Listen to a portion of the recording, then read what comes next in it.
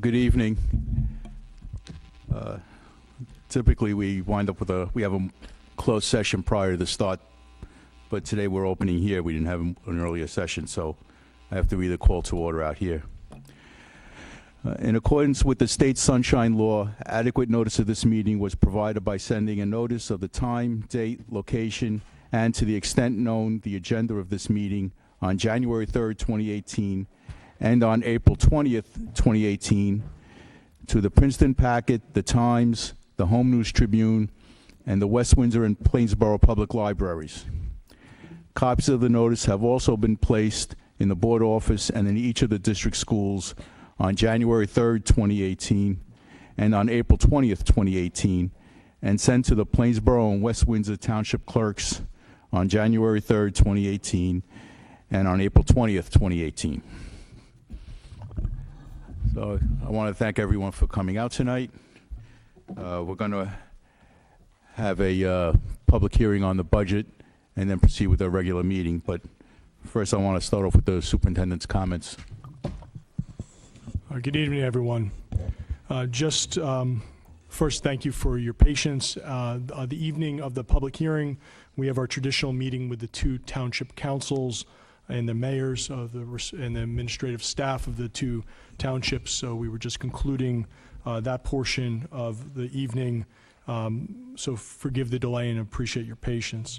My comments would be brief. I just want to recognize one of my colleagues at the table publicly. Recently, we notified the community of the appointment of Mr. Gerard Dalton as the superintendent of Brick Township Public Schools. Gerard has been with us these past 8 years as both the principal of Community Middle School and as the assistant superintendent of Pupil Services and Planning. He is one of the finest educators I've ever had the opportunity to work with. His service to this community is well regarded by members of the faculty, by the students he's worked with, the parents and the community members that know him and have worked with him. Brick Township is receiving a tremendous superintendent and leader. He will be dearly missed by this community, and I want to wish him all the best. And if you could please join me in congratulating Gerard.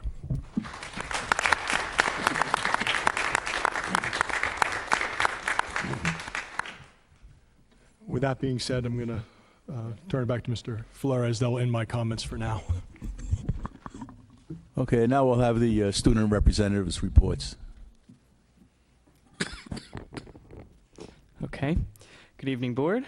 First off, this past weekend on Saturday the 21st, the High School North Student Council hosted their event, Mr. North, an event that raised $1,250 for their charity of choice, March of Dimes, and that $1,250 does not count from ticket sales or concession sales. And those are actually being counted up this week, which will also go to March of Dimes.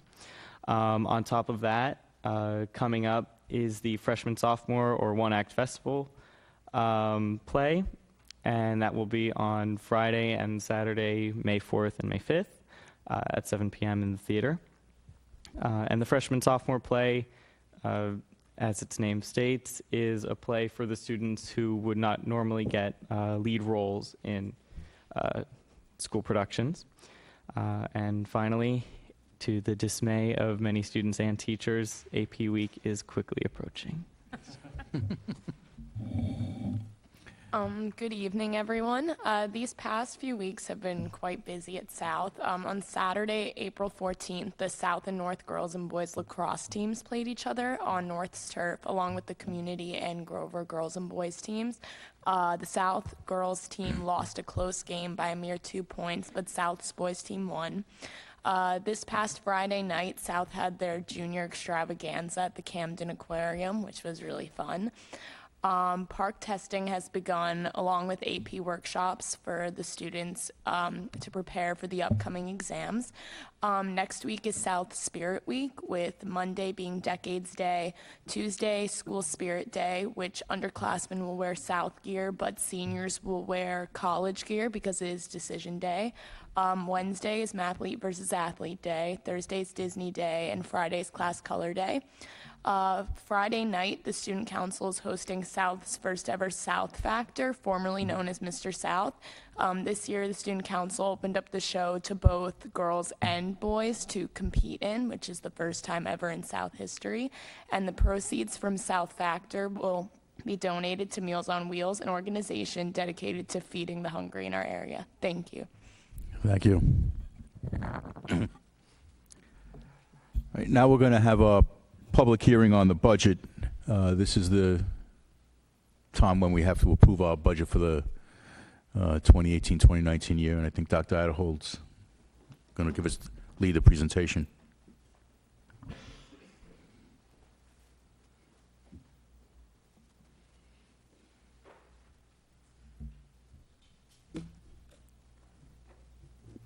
Good evening, everyone.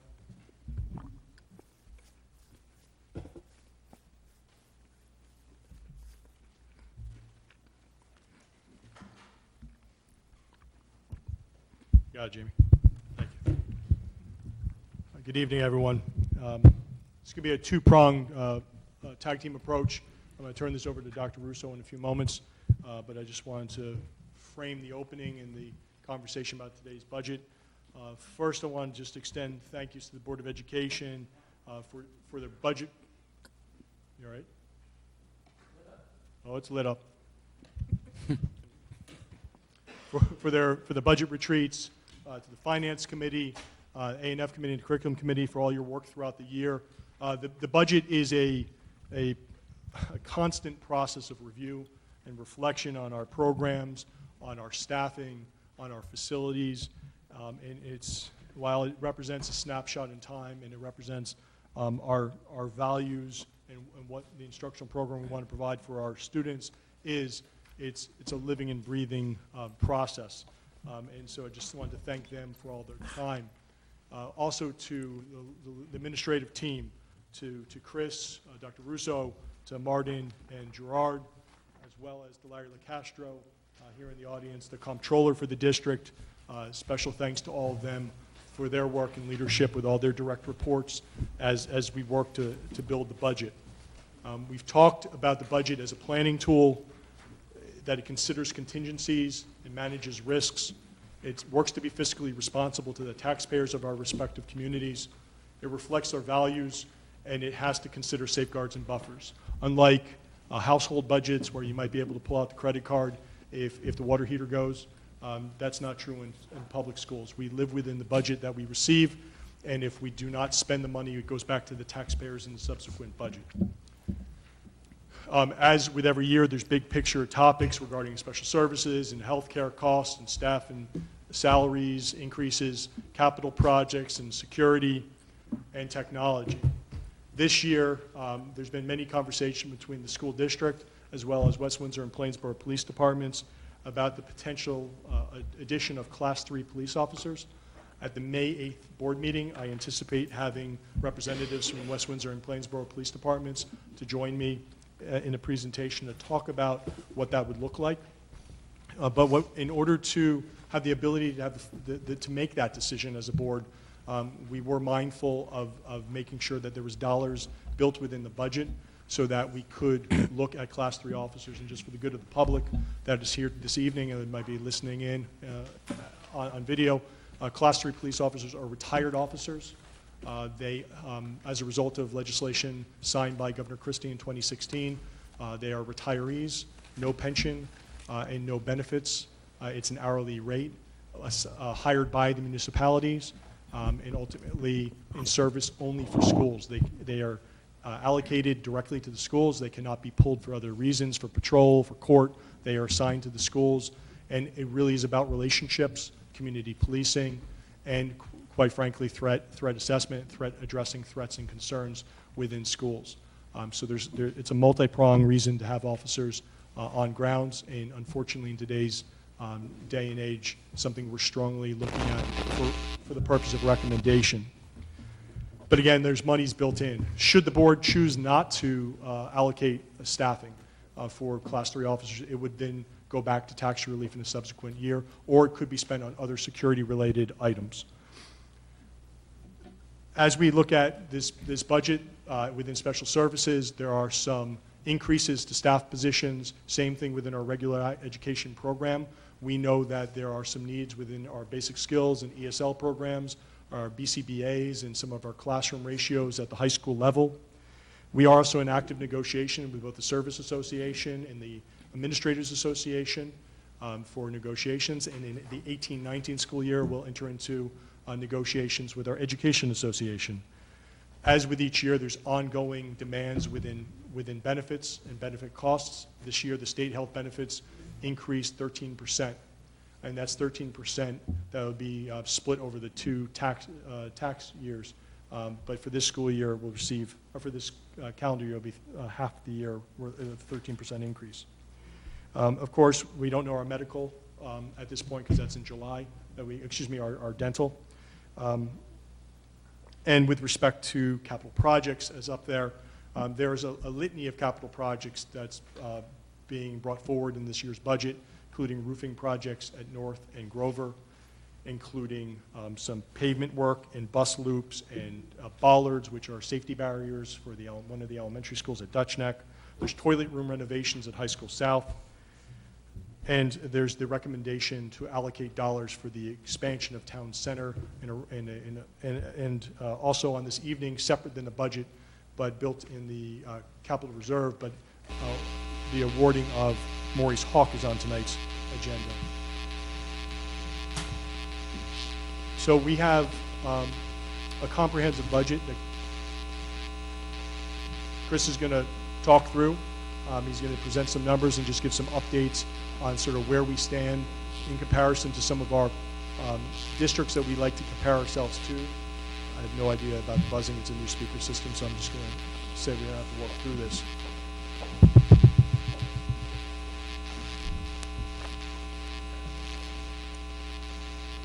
Without further ado, Dr. Russo.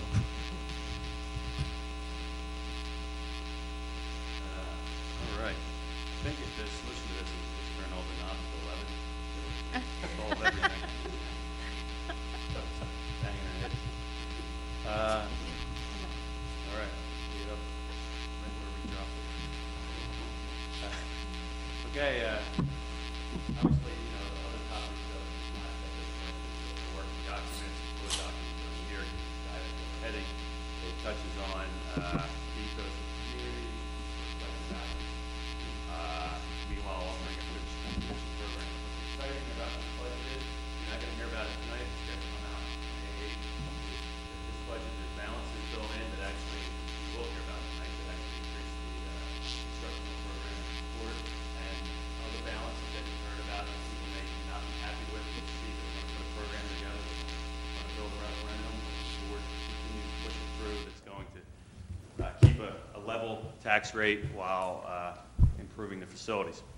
So you have some niche rankings because they come into this too, you'll see. So you notice the district, the district ranking K-12, 3 is very competitive. High school rankings, again, very competitive with our neighbors who we consider our sworn enemies to death. SAT scores, very best in the group. Student-teacher ratio, very competitive. Cost per student, lowest in the group. Average salary, second to lowest. So again, these are very competitive numbers for a very efficient number. Again, rankings in New Jersey of districts. You see, I added Milburn because of history. I added an additional district in there, Milburn. Top 3 districts in the state. You see we're number 3, and then you see Montgomery and Hopewell Valley drop way off. Academics, you see we're rated an A+ on niche. Cultural and diversity, we're at a B+. Every district in that category dropped at least one category. And obviously, given societal trends at this time and sensitivities, that makes sense that it did. Health and safety, an A, which is right there. Resources and facilities, a B+. Hence the reason we want to look towards a referendum to improve some of the areas. And you'll see in our capital maintenance program that I'll list tonight we're hitting some of the areas, and I'm sure if you're familiar with our buildings, you know, need to be looked at. And then sports, competitive with an A. Student achievement, again, many awards. This is all online instead of reading through them. And then again, what jumps out again, some of the comparisons with other districts in the state. New Jersey average for the SAT and ACT well above other districts' numbers. Finance honors for the 9th year in a row. We're going to receive the ASBO International School Business Officials International Organization Certificate of Excellence in Financial Reporting. And for the 5th year, the Meritorious Budget Award, and that's due to Larry Locastro sitting here pretty much. This is an award. I'm new here, if you don't know that. This is my first year here. I know districts that have looked into this and said no way, and I know districts that have applied for it and have not gotten it. We're one of, depending which one of these, we're one of, I think, maybe 9 in one category in the state and one of 2 in the other category in the state, quite frankly, to get this award. Enrollments are not shifting that much, shifting a little bit towards West Windsor, very little. But again, you see West Windsor makes up almost 60% of the community, this school district community. Allocations of expenditures. This is the budget. These are the big categories. These are the 10,000 possible line items bunched down into 13 or whatever it is. So you see regular instruction increase of 2.93%. What you're going to see is when we get into revenues, that we have additional fund balance built in. There's been questions about fund balance in the past. When we get to revenues, you'll see. Well, anyway, part of the $1.5 million increase is funded through the fund balance concept. Co-curricular activities, we're replacing positions that may have been lost in 2010, 9-10.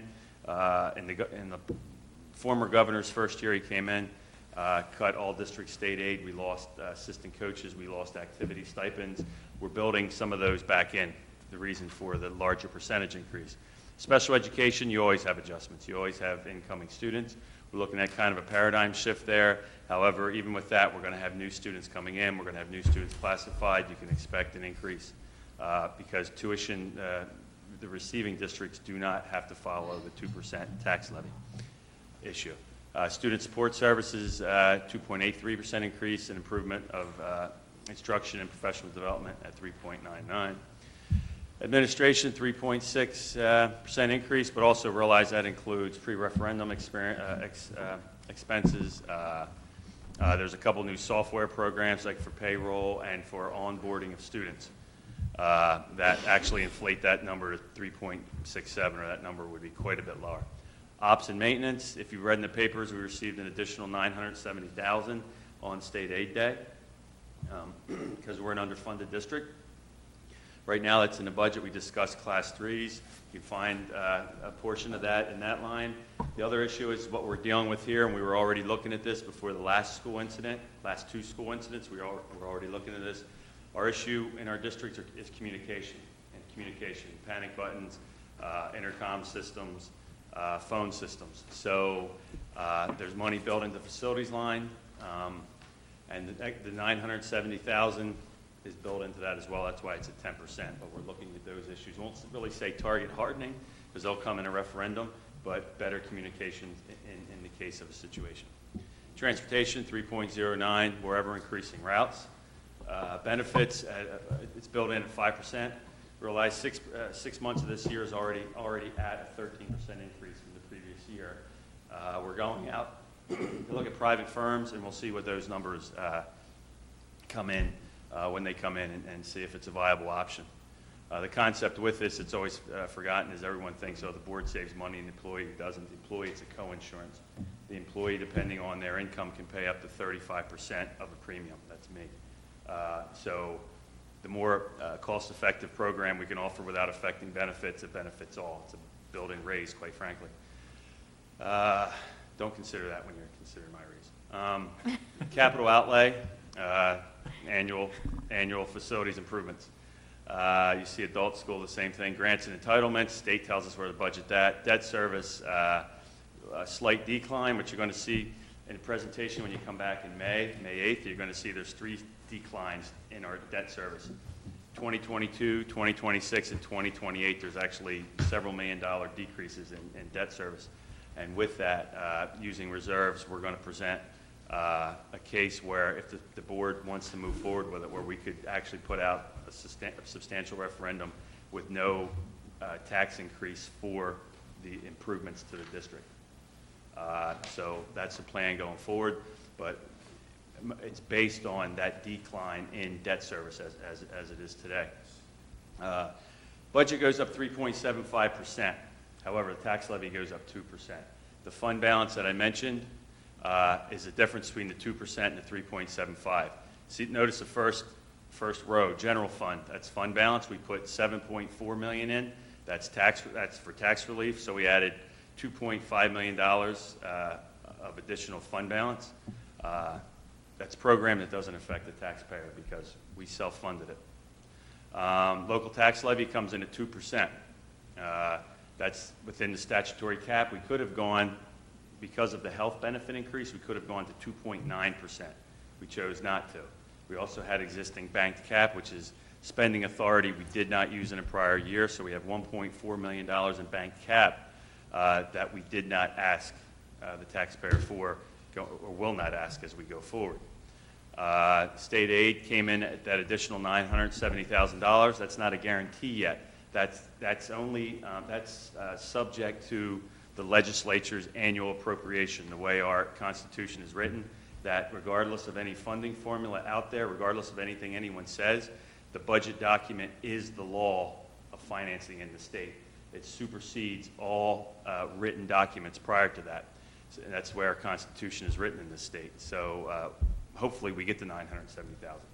But if not, I can't imagine them cutting it much. Anyway, so you see the budget goes up 3.75%. The tax levy goes up 2%. Capital reserve projects, quickly, some that weren't mentioned. We have some, I'm going to go over the front door entrance because you're going to hear about that next month in a referendum discussion at CMS. High school toilets, if you've been in, obviously south, you know that, how bad they are. Millstone River, gutters, Wyckoff gym floor, previous damage to the gym floor. If you've been in there, the one corner is pretty tore up. So we're going to do a different, we're going to try to remediate the flooding and then do a rubber coated sort of floor. I'll call it the floating mat if our water remediation situation doesn't work. Technology, our annual one-to-one initiative. Bus loop at CMS, if you've been around the back of CMS, you'll notice that the students come out of the building and they intermingle with the buses as they walk to get on the bus as well. We're going to have bollards. There's going to be a sidewalk installed and bollards put in there to separate the student walking and the buses. Same thing for Dutch Neck. Been along the front of Dutch Neck, you have a sidewalk that's 4 or 5 feet wide and you have buses. We're going to have bollards in there. The driveway is going to be extended towards the road a little bit. The buses will be further away from the building. Bollards in there to protect the students. Same thing in the parking lot when you come in on either side. It's right on the sidewalk. We'll have bollards there. Town Center addition, due to growth, there's $4.5 million in there to add a handful of classrooms to Town Center. The carryover projects that were in last year's budget are carried forward because we didn't get them completed. Track, new turf, and new turf. So at the high schools. So we have those programs going on, so they're a carryover. Review of budgets, going back to 07, 08. What you're going to see in this whole, we're at 2% this year in the tax levy increase, the right column. You're going to see that only 3 times prior to this year it's been less than 2%. So for 18-19, the budget's 3.75, tax levy increase is 2%. Taxpayers Guide to Educational Spending. Again, back to comparing where we stand. This TGES, Taxpayers Guide to Educational Spending, is a state document created by the state, last audited year of 15-16. You see, we all started in the left column around $10 million. You notice in the center column, we're at $13 million. You got 17 for Hopewell, 18 for Princeton, almost 19 to 14.2 for Montgomery. Then you see the annual increases. We're at 1.7%, more, less than half of the other districts, and a $2,600 increase, which is a third of the other districts. State doesn't give out information anymore, reliable information on what an average district costs. Tax impact is $1.40. Tax rate in Plainsboro will be $1.478 per $100 of assessed value. It's an increase of 4.1 cents.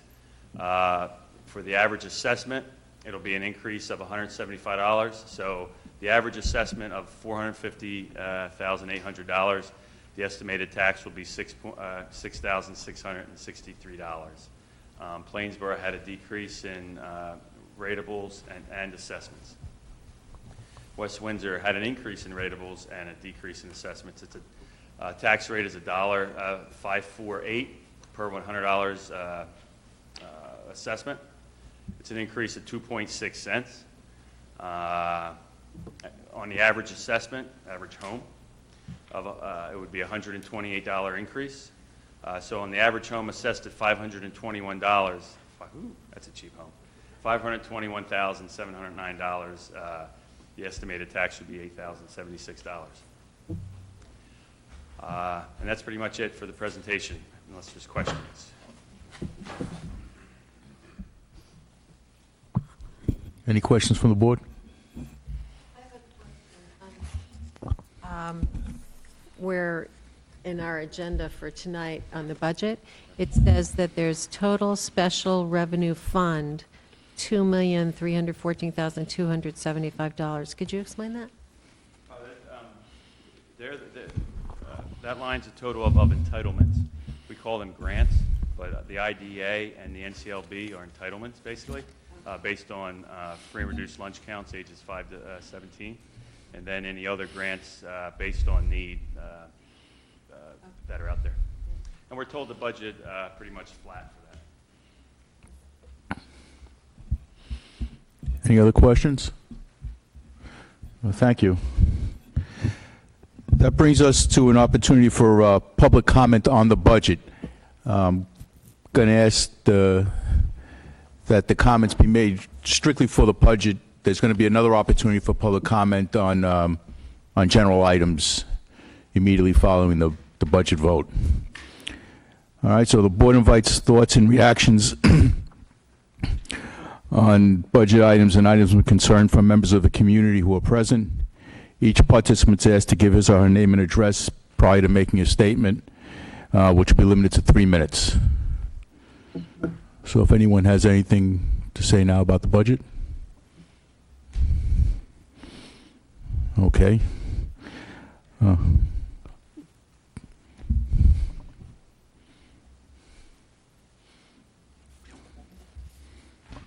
Hi, so I'm the resident of Plainsboro. Can you give your name and address? Yeah, so my name is Sanjay Taparia from 3 Hopkins Court. So my question was on, like, I saw the security budget and adding of more security personnel in the building, so that's more of a hard spend. Like, is there any thought given to increase the soft spend where a lot of activities happen online? So is there any thought, I mean, like, keeping in mind that the data privacy is respected, but still school can gather information and can proactively kind of manage the activities which might lead to an incident. So any thought given to that, like kind of collecting the soft data on that?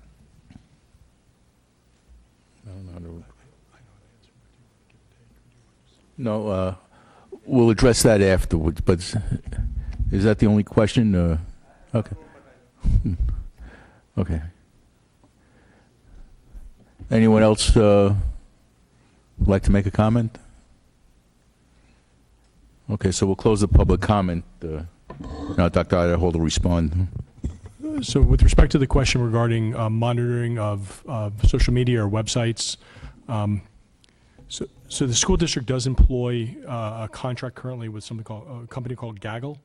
It's specifically to monitor the student G Suite platform, the email, calendar, chats, and it runs an algorithm. The company runs an algorithm against certain keywords concerns with drugs, alcohol, concerns with threats, concerns with suicidal ideations, mental health concerns, concerns with pornography, and believe it or not, even curse words. But it's specifically to the Google platform because we provide students the Chromebooks and we utilize the Google documents. From that, there are reports. If there's a concern, it's then flagged and then reported to a screener on the Gaggle side, where an actual employee of Gaggle then reviews. If the concern still exists upon theirs, there's a judgment call and protocol. They then notify and report to all the building administration and/or central administration through a protocol that's set up between the district and that company. And there are concerns that come up weekly at a relatively high clip, depending on what we ask to be reported. We do not address cursing through that, but if there's obviously mental health concerns, suicidal ideations, threats, all of that gets immediately flagged, and then corresponding conversations and calls with families occur, and supports provided if necessary, investigations done if prompted or if necessary. When you get into social media platforms like Snapchat, Facebook, Twitter, Instagram, it is absolutely critical that the community and the students and the families report. And that's where the importance of see something, say something. Those are platforms that we don't have the ability to monitor as a district, but very often conversations are brought forward, screenshots are taken, families come forward or students come forward to report either to the police departments and or to the school district that then prompts investigations. But that has to be done in partnership with the community and with the students. So there's a lot of talk with the students in our curriculum and our program about the appropriateness of how to use certain social media platforms and technologies. But of course, they're teenagers and children, and they do things that all of us probably did without an electronic record that now exists forever for our current generation. But we rely on the communication from the members of the public, from parents, from community members, and from students to come forward with concerns regarding social media platforms. And again, we don't have the ability to monitor some of those platforms the way we do the devices that we provide directly to the students. So where we provide them, we do monitor, and so it's really working in partnership. Okay, now we're going to come to the budget vote. Could I have a motion on item 1, which is the 2018-19 budget? Taylor and Rachel. Any questions or comments from the board? I have a comment. I'm very happy that Science Bowl and Mock Trial and other clubs are being restored to Grover and South. But I am concerned that there are too many supervisors. I don't think we need $40,000 for flat screen TVs and iPads. I don't think we need $40,000 to do a mailing that the staff could do. And I'm concerned about too much money going into capital reserves. Okay. Anyone else? Okay, we'll start with Mr. Chang. Yes. Ms. Hurd. Ms. Juliana. Yes. Ms. Krug. Yes. Mr. Whitfield. Yes. Mr. Zhang. Yes. Ms. Cage. Yes. And Mr. Flaherty. Yes. Okay, that ends the public hearing on the budget, and now it brings us to our regular meeting. And here's the other first opportunity for public comment. The board invites thoughts and reactions on agenda items and items of concern from members of our community who are present. Each participant is asked to give his or her name and address prior to making a statement, which will be limited to 3 minutes. And all statements should be directed to the presiding officer, and the public comment period will be limited to 60 minutes. So if anyone wants to make a comment or statement on general items, here's the opportunity. Okay.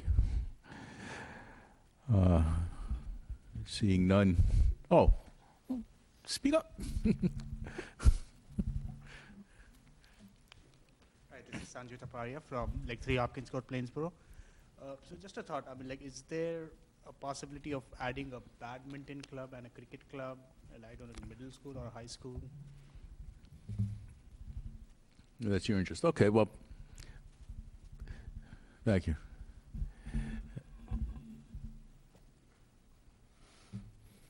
Greg White, 17 Arnold. In light of the privacy exposures now coming visible from Facebook, Google, etc., in the policy regarding social media use, what is the district's plan to try to ensure or mitigate potential risk in that area, given that traffic is pretty much getting wide open? What other policies and thoughts do they have on that? Thank you. Anyone else? All right, so we'll close the public comment. You want to talk about the club sports and other teams? Just how it's handled. Yeah, so in general, with respect to clubs and activities, recommendations come through the buildings from the budget side based on interest. I will say that currently we've engaged in an athletic task force regarding bigger picture conversations around state of athletics in our community. The vast majority of the comments have stayed to traditional sports that have been offered and approved by the NJSIAA, which is the New Jersey State Interscholastic Sports Association. But there has been some students that have brought forward some interest over time. Never enough interest to actually start a club at this point. But much like Frisbee has started and been created over time based on student interest, and there's an ultimate Frisbee competitions and teams at both North and South that have been student directed, and in this year's budget we're now funding the stipend going forward for 18-19. Should there be student interest in the future for the consideration of badminton, cricket, there's a wide variety of sports, potentially pickleball, handball, that students have expressed interest in over time. Ping pong clubs, things like that. At the middle school level, there are generic club stipends based on student interest that, should there be student interest in those areas, there is the ability in the current contract to expand those. If there was interest at the high school, we'd have to have conversations around considerations of cost, which those who could coach, how is it sanctioned, who's your competition, any insurance liability. In badminton, it actually could have insurance. They hit that, I believe it's called shuttlecock, pretty fast. With respect to cricket, fields, space, competition for like space, we happen to be in a community that has space availability in a county park, and as well as in the county park and a local township park. And we have engaged in some preliminary conversations with 3 neighboring townships about considerations of cricket in the future. It's currently not a sanctioned sport, so there's but there's room for that conversation in the future. With respect to Mr. White's questions regarding internet protections, there are some pretty clear laws that exist on the books for Children Internet Protection Act. I think it's SEPA, if I remember the acronym correctly, the internet privacy and what can and can't be replaced for children, released for children, and what sites we are or not allowed to work with, and then what permissions need to be granted regarding, and all that's great, and then it's only as good as the word of the company and the policies that they have and actually how they protect the data on the back end. Some of the reasons for the concerns with student teaching right now, quite frankly, is concerns about the release of potential videos to third-party providers and student privacy matters, and one of the objections the district has. So there's laws in place that we're aligned to, and now the laws actually have to be enforced on the company side to make sure the data is actually protected.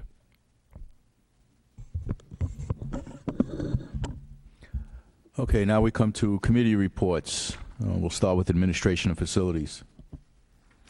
The Administration and Facilities Committee had a full agenda when we met on Tuesday, April 17th.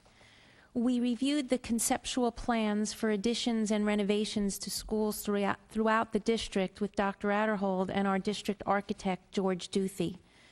Based on data derived from the demographic study and the capacity report, we continued the ongoing discussion associated with going to referendum in November. We reviewed 2 regulations in committee. Regulation 7441, electronic surveillance in school buildings and on school grounds, is moving forward for a second reading and board vote tonight. Since our last meeting, additional language was added to clarify the maintaining of video surveillance records when related to criminal activity. The other regulation that we reviewed was 5600, which is pupil discipline code of conduct. Every year, building administrators recommend changes to this regulation based on current trends and practices with pupil discipline. So this regulation appears on the agenda tonight for a first reading. The committee discussed the request by the athletic director to approve the cooperative agreement, hockey agreement for the 2018-19 and 2019-20 school years, so the next 2 school years, between the NJSIAA and both High School North and High School South due to participation numbers. This agreement continues the past 2-year agreement for a cooperative program for hockey.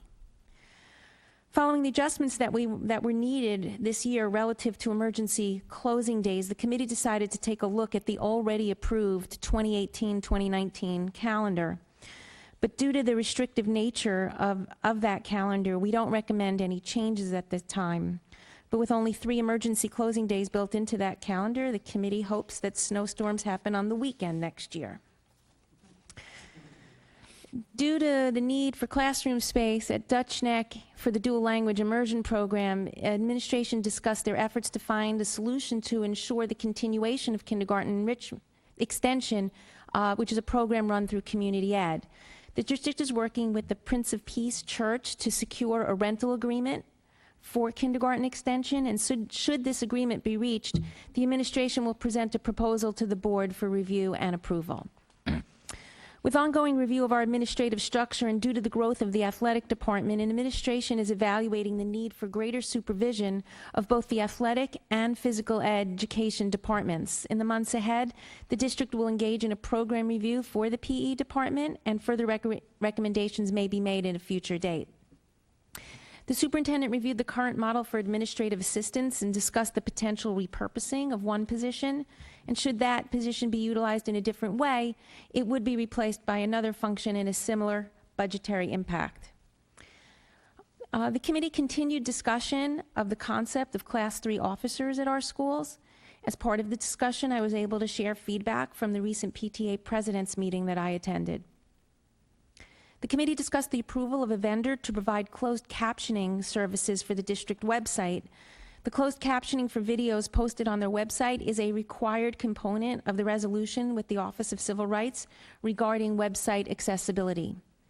And finally, we discussed and support the attendance of the Director of Human Resources and the Special Assistant for Labor Relations to attend the annual New Jersey Public Employment Conference on April 27th at a cost of $199 per participant. The A&F committee will next meet on Tuesday, May 15th. Thank you. Any questions, comments? Okay, curriculum, Dana? The curriculum,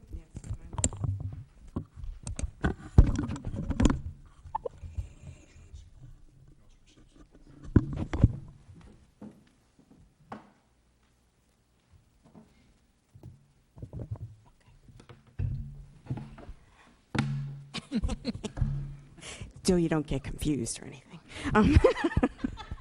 I get to be in the hot seat. Okay. The curriculum committee met on April 17th. The committee reviewed the overnight field trips that have been approved for the 2017-18 school year at the middle and high school levels. The board has approved 60 field trips, most related to competition. It's for various programs, including Science Olympiad, Model UN, robotics, among others. Next, we reviewed the draft information that will be made available to parents in the Genesis Parent Portal for assessment scores. The district is working to provide all standardized testing information in the portal so that parents always have longitudinal access to their child's scores on any standardized assessment the child takes while a WWP student, including PARCC and MAP. No proposals were received yet at all for the For the external program review of the district's physical education and health program, our committee reviewed the last external review and discussed conducting only an internal review this time and giving the PE and health teachers the opportunity to make recommendations on how to move the program forward. 2 changes to the 2018-19 high school program of studies: a revised course description for the Legal and Political Experience, or IPPL course, and the addition of an ESL 4 course were recommended to the board by the curriculum committee. The committee recommends the adoption of the following textbook for the 6th grade math course. It's called EdGems Math Course. It's published 2018 by EdGems Math LLC. The teachers who will be teaching this course and the math supervisor evaluated all textbooks available at this level and followed the established protocols for textbook adoption. The curriculum committee recommends approval of the purchase of the student information system, Genesis Educational Services, to provide system maintenance, including lesson planner for the Genesis Student Information System and Genesis Staff Management System, interfaces for Versatrans, IEP Direct, Destiny Follett, and Cafe Prepay, and security backup services for the 2018-19 school year at a cost of a little over $40,000. The committee also recommends entering into agreements with 2 testing vendors, the Northwest Evaluation Association, to supply web-based measures of academic progress, MAP, in math and language arts assessments for students. The cost of materials through June 2019 is a little over $57,000. And also to the College Board for the purchase of the PSAT testing materials for the 2018-19 school year. The cost of the materials for both high schools is about $20,000. The committee recommends creation of the Algebra 1 remediation program for students who need to pass the Algebra 1 PARCC assessment to meet their high school graduation requirement. This would be a cost not to exceed $7,000. The committee recommends the acceptance of a donation of 1 stand-up bass from Mr. and Mrs. Schmidt, parents of a former West Windsor-Plainsboro student, for use by the district. 2 teachers, 1 science teacher for AP Environmental Science and 1 social studies teacher for AP Comparative Government, will attend AP Summer Institutes for Professional Developments this summer. Several counselors will attend the Disrupt Trauma Conference in May, and the committee recommends approval of both of these or all of these professional development opportunities. The committee also recommends the approval of 2 overnight field trips, 1 for Science Olympiad to Colorado in May, and 1 for the FTC and FRC robotics team to go to Detroit in April. The committee will next meet on Tuesday, May 15th. Thanks. Thank you. Any questions? Okay, Finance. The Finance Committee met on April 17th. The committee reviewed the items on the agenda for today's board meeting. The contract for installation of the turf field and the track restoration is being amended due to a minor change in the contract price. The bids for the Morris Hawk addition will be awarded. The bid for general construction work came in over estimate. Additional capital reserve funds will need to be transferred to cover the difference as the project proceeds and final costs are known. 2018 to 2019 budget process. Advertised budget. The budget will be advertised on the newspaper on April 18th, 19th, and 20th. Public hearing. The public hearing occurred today before the board meeting with the same format in the past. ESIP. Schneider Electric has made progress on the business case model. In doing so, they have included green teams and Girl Scouts in the process. The state notified us of receipt of our LGEA application. It is known that the process through the state may take more than a year to complete. We sought prices informally for a district-funded audit that would be accepted by the state, and the cost is estimated to be between $81,000 and $108,000, depending on the vendor chosen. If we chose to do a state-funded ESIP, the study will be free and is estimated to result in approximately $111,000 in incentive payments, but we will need to wait at least a year for the study. If we pay for the study ourselves, it will cost us between $81,000 and $108,000. We can do it right away, and our incentive payment is estimated to be about $222,000. Therefore, we should move forward with obtaining formal proposals for a district-funded study. The committee also discussed the lunch pricing. Prices are being discussed. On first review, it is expected that the price will increase due to the required minimum lunch price. Cafeteria information. We continue to improve service and find ways to better service the students and the school community. Transportation East Windsor contract. The shared service agreement with East Windsor ISD is up to renewal. It will be the second year of a three-year agreement. We are pleased with the contracted services provided by East Windsor. Non-affiliate salaries, there was no discussion. Prince of Peace rental. There's a need for additional space of the kindergarten extended day program. The Prince of Peace Church has a vacant building they previously used for a state-approved daycare. The building may suit our needs. They are asking $24,000 for the 10-month school year. Health insurance. USI, our health insurance broker, received proposals on our behalf for employee health insurance. It is our intention to leave the state health benefits program as they are non-competitive in pricing. Green initiatives. A handout was provided with the many green initiatives implemented in the area of operations during the current school. Referendum. The demographic study showed that CMS needs room for growth of more than 200 students. That project needs to be added to the referendum. The cafeteria already is too small for the current enrollment. Other areas of the building need to be expanded as well.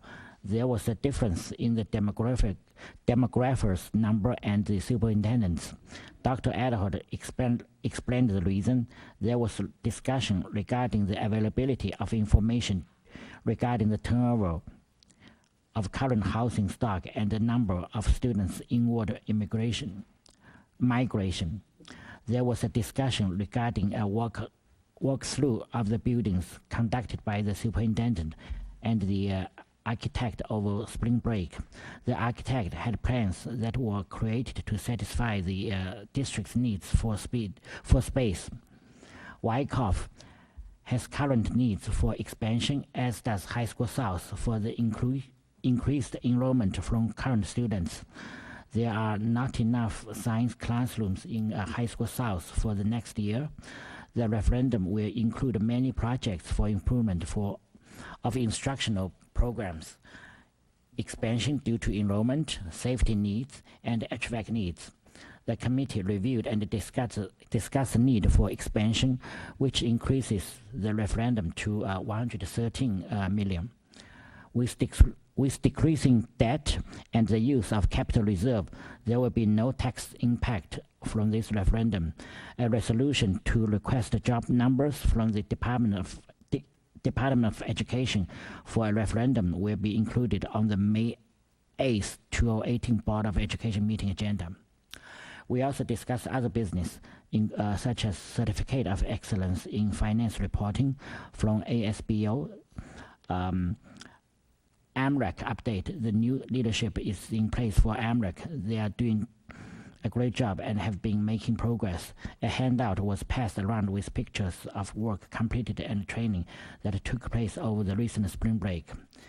The Finance Committee will next meet on Tuesday, May 15th, 2018. Thank you. Thank you. Any questions, comments? Okay, now we come to the voting portion. Administration, can I have a motion on items 1 to 7? Martin and Isaac. Any split 2330 from the rest of the 20? board policy. Oh. You want? I have comments on some of these too. Okay, hold on. So we're going to vote, the motion now is on everything except Board Policy 2330. Okay? So, Martin and Isaac. So, Okay, have a I question. have a comment on the homework policy. It how says. about we save that for we're going to do another motion on the Do homework. that separately, okay. Okay. I have a question on the electronic surveillance in school buildings and on school grounds. Could you tell us what is in place now and what are plans for the near future about that?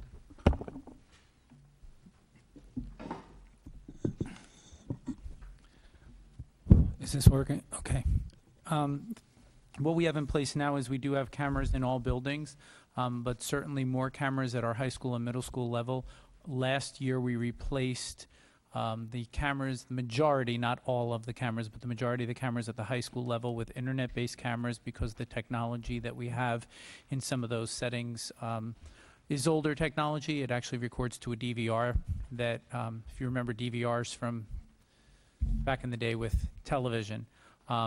So the state passed legislation in the last year that if we do have internet-based cameras in our continued work with law enforcement, that we need to be able to provide access to those internet-based cameras to law enforcement so that if there was a security issue in the schools, they would be able to access them even before getting into the schools.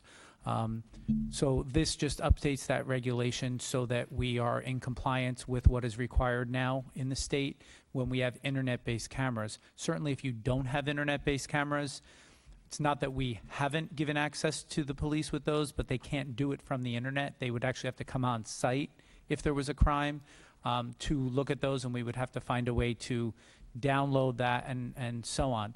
As we've talked about the security enhancements that we're looking at, part of that would be the continued improvement of our camera systems throughout the district. But the majority of the places where we tend to use them is at the high school level.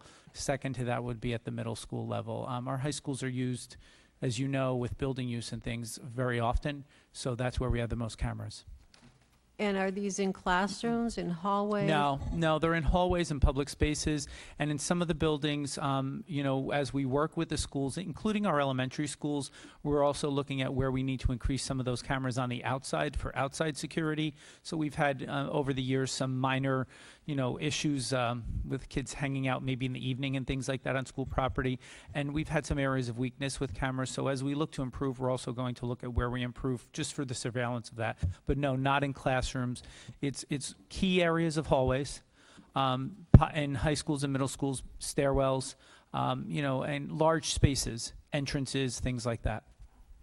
Okay, and you say internet, that means it's being stored on a server somewhere in a cloud? Actually, the cameras we bought, they're being stored, there's a local, space on the cameras for local storage, and then beyond that, it would be stored on our servers. On our servers? Yes. Okay, and are you getting a release from parents about this? Are they all aware that their kids are being videoed in school every day? You want to answer that? I was going to note that the school is required to put notice that there are cameras and the area is under surveillance. It is not a requirement to obtain a release for internal use. Pardon me, my allergies kicking in. But the digital image of students in the building is considered to be an educational record and is protected from subsequent disclosures by FERPA and the New Jersey pupil regulations. So it is not, the images are not widely disseminated at all. This would be different than the classroom pictures or videos that are taken and possibly released on the internet. We would never use security video for that. And just as a matter of example, today I had the pleasure of attending the Mercer County Rapid Response Task Force, which now is a new subcommittee for school administration. And so that's law enforcement officials from every municipality in Mercer County. And that's EMTs, fire, life safety, and now in schools for the purpose of coordinating services and making sure from an incident command standpoint that we are all speaking the same language and have coordination of efforts.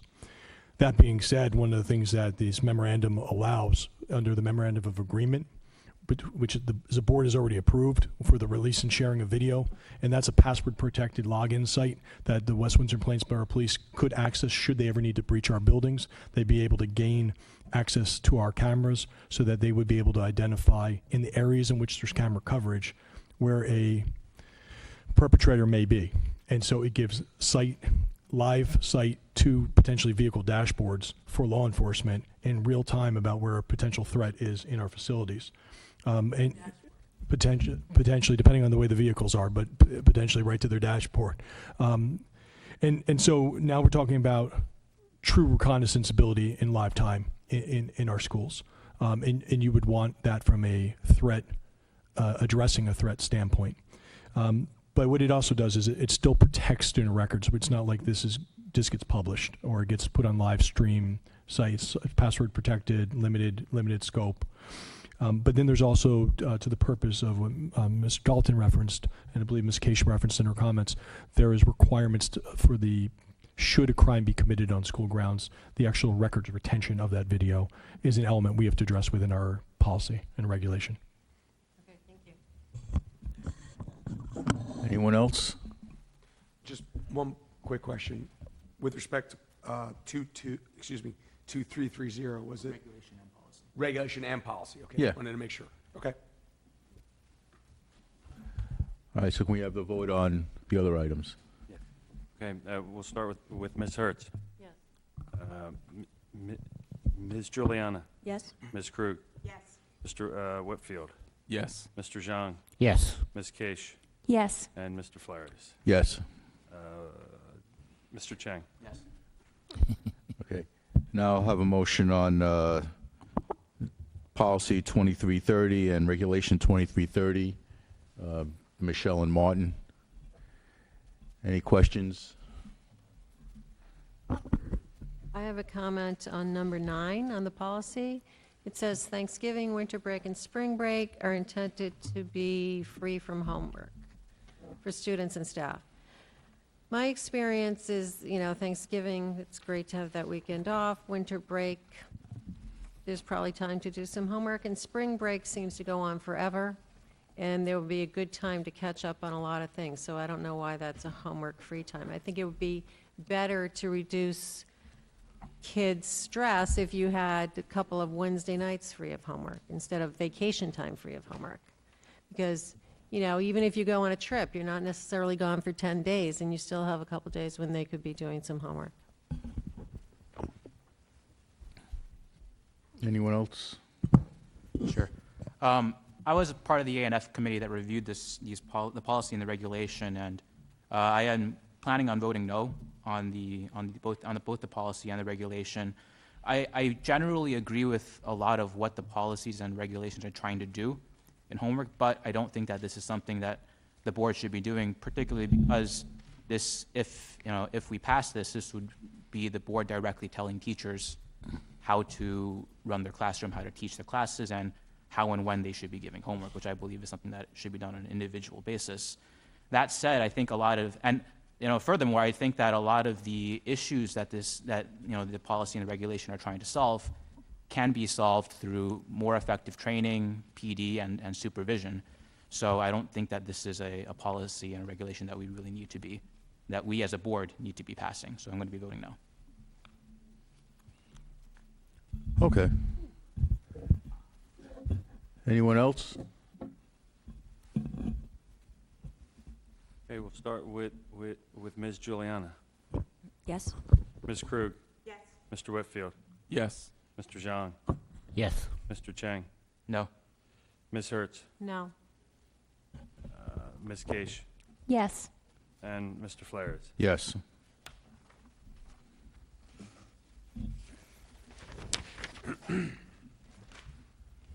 Okay, curriculum, can I have a motion on items 1 through 11? Dana and Carol. Any questions or comments on the curriculum? Yes. I read the textbook, and I looked through it, and I found a mistake on page 213D. It says 5 parentheses, 2 plus 1 plus 1 plus 1, which to me means 5 times what's inside the parentheses. It should say 5 equals 2 plus 1 plus 1 plus 1. I also was taken aback by the number of photos of Caucasian people in the book. So I went through and counted them. There are 81 photos of Caucasians in this textbook. There are 14 photos of Asian people and 15 photos of African Americans. I think this is unacceptable in our school district. And I don't think I need to make a histogram or a pie chart to show that this is out of whack and not appropriate.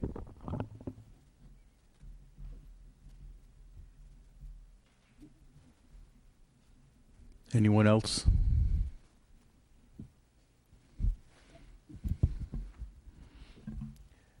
Okay, we'll start with Ms. Krug. Yes. Mr. Whitfield. Yes. Mr. Zhang.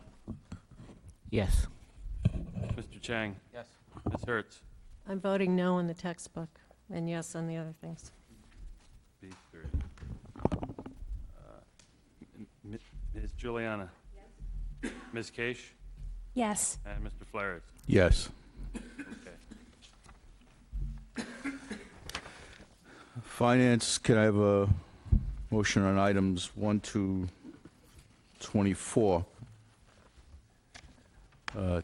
Rachel and Taylor. Any questions on the finance items? I have a question. Have the showers in the high schools been fully repaired? Yes. And I was going to just Excellent. bring that up anyway, but Thank yes, you. I have been. Thank you. Okay, good. Okay, we'll start with Mr. Whitfield. Yes. Mr. Zhang. Yes. Mr. Chang. Yes. Ms. Hertz. Yes. Ms. Juliana. Yes. Ms. Krug. Yes. Ms. Case. Yes. Mr. Flares. Yes. Personnel, can I have a motion on the one personnel item, plus there's a green addendum that we all should have? Martin and Dana. Any questions on the personnel item? Okay, we'll start with Mr. Zhang. Yes. Mr. Chang. Yes. Ms. Hertz. Ms. Juliana. Ms. Krug. Yes. Mr. Whitfield. Yes. Ms. Case. Yes. Mr. Flares. Yes. I want to point out the 7 retirements we have at this meeting. We have Marsha Morales, an elementary teacher at Village, is retiring after 24 years. Sharon Minor, a phys ed teacher at Village, is retiring after 23 years. John Enns, music teacher at High School North, is retiring after 41 years with the district. I think, to my math, I think Carter was president then when he started. And Billy Martin was still managing the Yankees. The first time.